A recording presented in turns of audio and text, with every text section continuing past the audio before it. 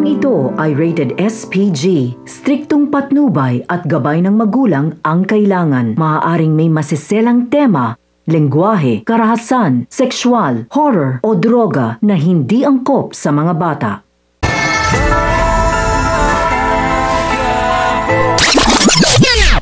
Sa dami ng atraso ni Tanggol ay hindi niya nang alam ang kanyang gagawin para siya mapatawad ni Mokang.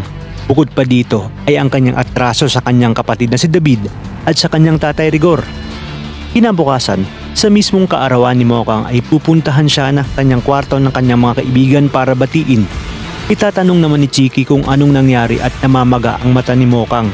Dito ay sinabi ni Mokang na iyak siya ng iyak kagabi dahil sa ginawang katarantaduhan ni Tanggol. Itatanong naman ng mga kaklase ni PJ kung pupunta pa ba sila sa debut ni Monique dahil baka pagtripan ulit sila ni Tanggol.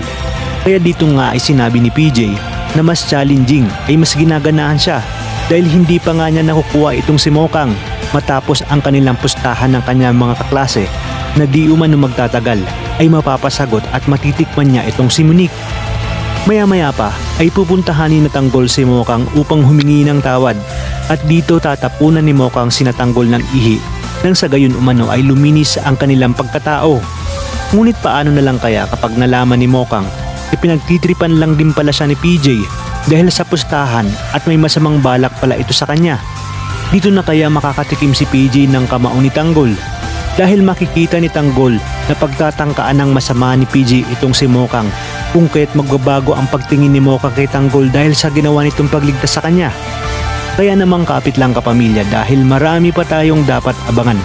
Dito lang sa bagong tinututukan ng sambayanan, ang FPJs, Batang Quiapo.